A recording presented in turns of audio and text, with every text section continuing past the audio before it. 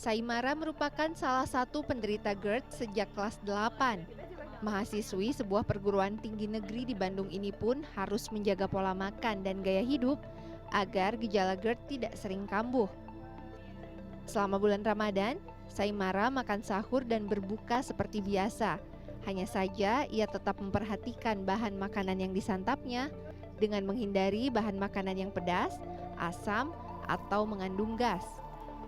Saat berbuka, ia pun tidak memilih minuman yang mengandung kafein untuk membatalkan puasa.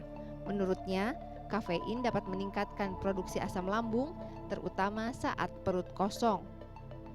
Kalau misalkan dari pola makan sih, kalau sahur nih misalkan sahur, kita pasti makan nasi dulu kan karena untuk kebutuhan karbo. Sebenarnya nggak harus yang menunya nggak yang harus kayak sayur kayak gitu. Cukup hindari yang pedas-pedas, asam-asam, terus kayak yang bersantan, makanan-makanan gas kayak kol gitu, apalagi kan kol goreng kayak gitu. Nah itu dihindari aja. Untuk makanan-makanan lain sih kayaknya aman-aman aja gitu. Terus mungkin bisa dibantu sama kayak minum yogurt, madu, itu kan ngebantu untuk menetralisir pencernaan kan, itu bagus. Menurut dokter spesialis penyakit dalam Leonard Parlindungan, keadaan perut yang kosong ketika puasa bisa memicu tekanan dari otot lambung dan membuat asam lambung naik ke tenggorokan atau regurgitasi. Oleh karenanya, ada sejumlah hal yang harus diperhatikan bagi penderita GERD saat berpuasa. Selain menjaga pola makan, penderita GERD juga harus menghindari makanan pemicu peningkatan asam lambung seperti makanan pedas, asam, soda, hingga kafein. Ia juga menyarankan agar makan dalam porsi kecil dan tidak sekaligus makan banyak dalam satu waktu. Kalau seandainya tiba-tiba masuk makanan dalam jumlah besar, ya nanti full nanti lambungnya, itu nanti tekanan. Artinya tekanan di otot perut itu nanti punya peluang apa? Isi makanan yang ada lambung itu punya peluang nanti untuk keluar atau tumpah ke pipa makanan. Itu balik lagi kambuh.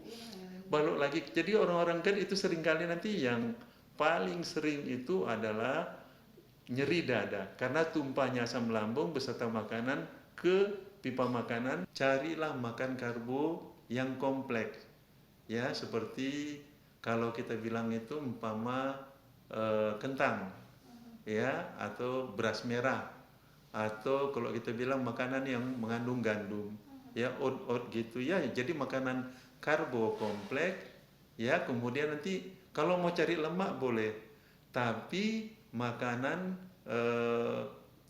protein rendah lemak, karena lemak itu nanti peluangnya juga sama, begitu masuk ke lambung peluang untuk tumpah, ya isi makanan itu kemudian ke pipa makanan besar, ya kemudian nanti hindari makanan-makanan yang menyebabkan peningkatan asam lambung, ya peningkatan asam yang tadi kita sebut tadi ya, umpama kopi, ya kemudian nanti cabai rawit, asam.